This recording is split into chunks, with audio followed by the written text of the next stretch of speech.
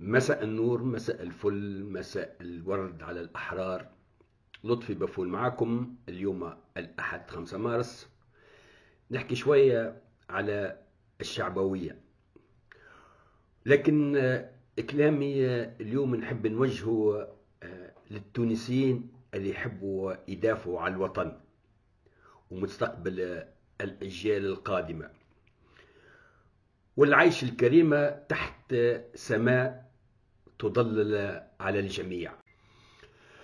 وهنا أني نحب نعمل على الشباب وعلى الناس العاقلة اللي جاء الوقت باش نتخلاو على عقلية الدفاع عن الأشخاص، لأن الأشخاص ذاهبة لكن الوطن باقي.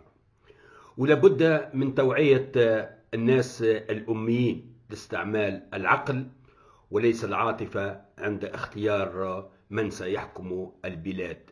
ودايا نعمل عليه كما قلت على الشباب باش يوعيوا أهاليهم، جيرانهم، أقاربهم. الشعب التونسي عانى الويل في السنوات الأخيرة اقتصاديا واجتماعيا، وده طبعا لسوء اختيار شكون باش يحكم البلاد. الشعب التونسي زاد تسرع في انتخاباته لحركة النهضة في الحكم، والحكم على قيس سعيد وانتخابه اعتقادا منهم اللي هو نظيف اليد. وبما أن الناس معادن، ومعادن الناس الحقيقية تظهر عند اختيارهم بين مبادئهم وبين مصالحهم. ولهذا نقول لكم أسرعتم في الحكم على قيس سعيد بمجرد ترديده لشعارات نبيلة. خليني نوريكم مقطع من المقاطع الموجودة بالعشرات إذا كان ما نقولش بالمئات من أنواع الشعبوية اللي يقوم بها قيس سعيد ولا يسوق فيها لنفسه قبل الانتخابات. وهو ميزال يسوق فيها على كل حال حتى وقت اللي تسلم الرئاسة. وأقف مع البؤساء والفقراء اتحاد إلى أميل إلى الطبقة التي أنتمي إليها، وأريد أن أفتح الطريق أمام الأغلبية البائسة الفقيرة مع الحق ومن كانت له مع أغلبية المطالب التونسية البؤساء مطالب العمال بؤسهم يوما بعد يوم. أما من يفتري ويكذب وينسب إلي تصريحات فليواجهني لو كانت فيه ذرة واحدة من الصدق. لا هم هبطوا البارح هبطوا استطيع اللي هو يسوق في الاتحاد. نحن هذا هو ديجا انت طبقه صغيره مع اتحاد انا مع الاتحاد مع مسألة تونس. لو لم اكن مع البؤساء والفقراء لما كنت هنا اليوم. موجوده صحيح ما كانش موجوده معنا تو، ولكن للاسف هناك من احترف الكذب واحترف الافتراء وتنسب إلي في عديد المناسبات مواقف لا علم لي بها، علما وأنه ليست لدي أي صفحة على وسائل التواصل الاجتماعي. هاكم تشوفوا جايب لكم جريدة قديمة جبدها من الارشيف باش يوهم الشعب اللي هو ولد الشعب، اللي هو مع الشعب، هو بحياته ولا في عمره ما حكى ولا قعد شرب قهوة مع واحد فقير. ديما كما قلت لكم بروباغندا ولد الشعب. واني اتحدى هو كان يحكي مع الشعب والا مع الفقراء رغم كان يمشي للقهاوي دوكما. ودايا نفس الشيء اللي عملتوه في تسرعكم وحكمكم واختياركم للاخوان حركة النهضة اللي كنتوا تسوقوا لهم اللي هما يخافوا ربي. قبل ما نحكي لكم على المدرسة اللي ينتمي لها قيس سعيد، نحب ننصح برشا توانسة باش يدخلوا ويتفرجوا على الأستاذة عبير موسي على خطاباتها ويقارنوا ويميزوا بين خطابات قيس سعيد وخطابات الأستاذة عبير موسي. حتى لو عندك كراهية للأستاذة عبير موسي، لكن هذا ما يعنيش باش تدخل وتسمع، لأن هذا مستقبل وطن، مستقبل أجيال. يعني ما هوش الأشخاص اللي تحب ولا تكرهها. الشخصيات هذوما كما قلت لكم فما منها المدرسة اللي هي مدرسة جمال عبد الناصر. جمال عبد الناصر وهي نفس المدرسة اللي خرج منها القذافي وتوا قيس سعيد. الشخصيات هذوما تعيش على الشعبوية وديما يخلقوا عدو لإقناع الرأي العام والتخفي على عدم قدرتهم على إدارة شؤون الدولة وإيجاد حلول للمشاكل المتراكمة. نخليكم تسمعوا مقطع من خطاب جمال عبد الناصر وبعد تو نعلقوا عليه. احنا ناس عندنا كرامة، شعب عنده كرامة ومش مستعد يبيع الكرامة دي ولا ب1000 مليون جنيه، مش ب50 مليون جنيه ولا ب30 مليون جنيه ولا ب40 مليون جنيه. طبعا بيقولوا ان في أزمة هنا وإركان قمح. لازم نعرف المواضيع بالمفتوح. قمح ولحمة وفراخ. ما بناخدش مصانع والله ابدا، يعني ما بيدوناش مصانع، بيدونا بحوالي 50 مليون جنيه في السنة. الشعب المصري كما الشعب التونسي هو يعشق الخطابات دي، ودايا اللي دمر مصر ودمر العالم العربي. هيك تشوفوا هو ياخذ في الإعانات مع عند أمريكا والإعانات مع عند كل العالم، ولكن في نفس الوقت يحكي على السيادة الوطنية. نفس الشيء، نفس المدرسة نتاع قيس سعيد. باقي خلينا نسمعوا المقطع الثاني ونرجعوا نعلقوا. الأمريكي قابل نائب رئيس الوزراء للتموين وراح عنده مقموص وزعلان وقعد عنده دقيقتين، وكان مفروض هيتكلموا على التموين، المواد التموينية اللي احنا بنجيبها من أمريكا حسب قانون الحاصلات. وقال له والله ان انا ما بقدرش اتكلم ابدا دلوقتي في هذا الموضوع. ليه؟ لان سلوكنا احنا يعني هنا في مصر مش عاجبنا. انا بقول له هنا اللي سلوكنا مش عاجبه يشرب منين؟ يشرب منين؟ وإن ما كفاوش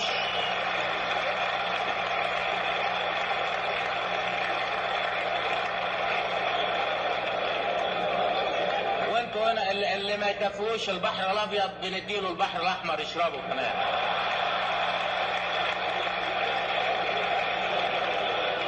اللي انا بدي اقوله نبيع استقلالنا عشان مش مستعدين نقبل من واحد اي كلمه، اللي بيكلمنا اي كلمه بنقطع له لسانه. كده كلام واضح وكلام صريح. راهي الدول والا واحد كيكون زعيم ولا رئيس دولة ما العلاقات ما تدارش بالطريقة دي.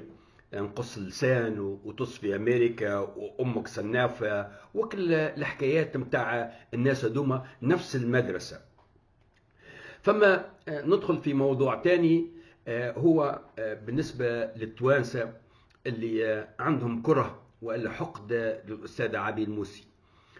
أني نعرف اللي فما برشا من التوانسة اللي مكوين من نظام بن علي وإلا من فساد الطرابلسية، لكن نحب نقول لكم راهي ما يلزمكمش تدخلوا شعبان في رمضان. راهي الأستاذة عبير موسي ما عندها حتى دخل بالناس هذوما، ما عندها حتى دخل بحكم بن علي، ما عندها حتى دخل باللي صار في الحكم بتاع بن علي، رغم اللي هي تتبنى الحقبة ذي، لكن ذا تتبناها لأنها هي امرأة ما تحبش تنكر الجميل، وامرأة اللي هي تعترف سواء بالأخطاء اللي قام بهم بن علي وإلا الدولة التونسية ككل. علاش نقول أني ما يزموش نحاسبوا الأستاذ عبير موسي لما قاموا به سواء الطرابلسية وإلا بن علي. ولهذا علينا أن نختار شكون اللي باش يقود البلاد وإلا يدير شؤون الدولة حسب معايير والكفاءات والخبرة، وليس من أجل الولاء والطاعة العمياء. لابد باش نختاروا من يجمعنا على الحب والاحترام المتبادل، وليس على العنف والكراهية والتفرقة.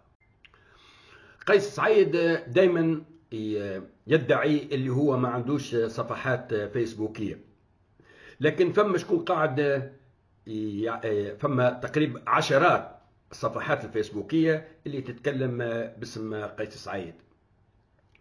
فما تقرير تم إنجازه في إطار مشروع حرر وتحرر. المشروع التقرير هذايا بعنوان وإلا في صفحات تونسية تروج على إنجاز رئاسة الجمهورية، الإنجازات الوهمية. ويكشف التقرير هذايا حجب التلاعب بعقول التونسيين بهامهم بإنجازات للرئيس قيس سعيد، والإنجازات هذه لا وجود لها في الواقع.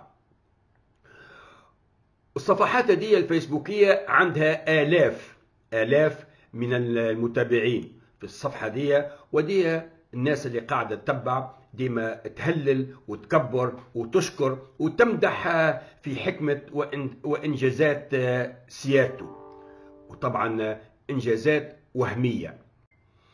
خلينا نسمعوا عينة من تصريحات الشعب التونسي ونرجع نعلقوا. احنا مرضى نفسانيين، احنا مرضونا نفسانيين.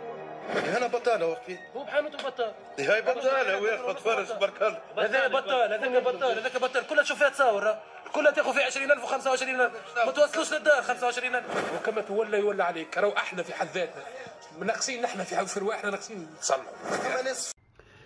هاكم سمعتوا كيفاش الشعب التونسي قاعد يتدمر، لكن خلينا نسمعوا مقطع ثاني ونرجعوا نعلقوا. تلقى في 200,000 صح؟ كيفاش تلقى؟ من غير ما نزيد زيد فهمني. فما ناس فك لبرا في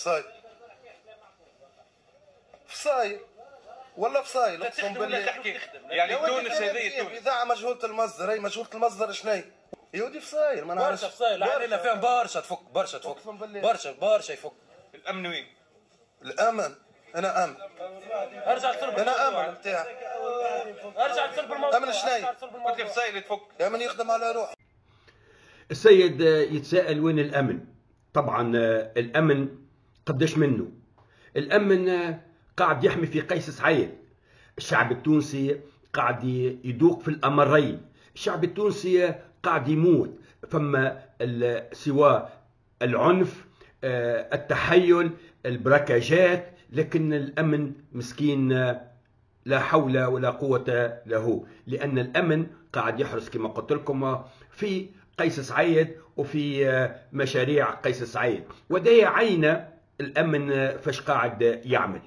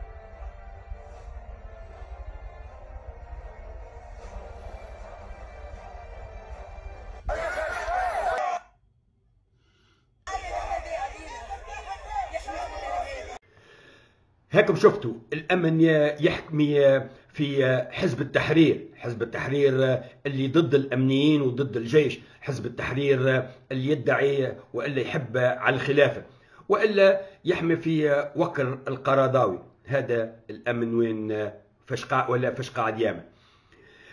نحب نقول لكم يا ناس اعطيوني حتى ربع إنجاز قام به قيس سعيد للفقراء اللي ديما قاعد يتكلم باسمهم، بخلاف غلاء المعيشة وزيادة البطالة ودفن بعض التونسيين في مقبرة الغرباء بدون أي محاسبة.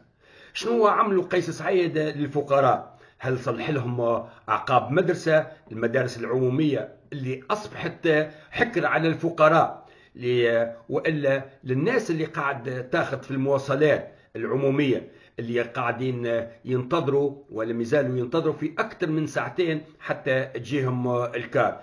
جبت لهمش حتى أعقاب كار أوكازيون.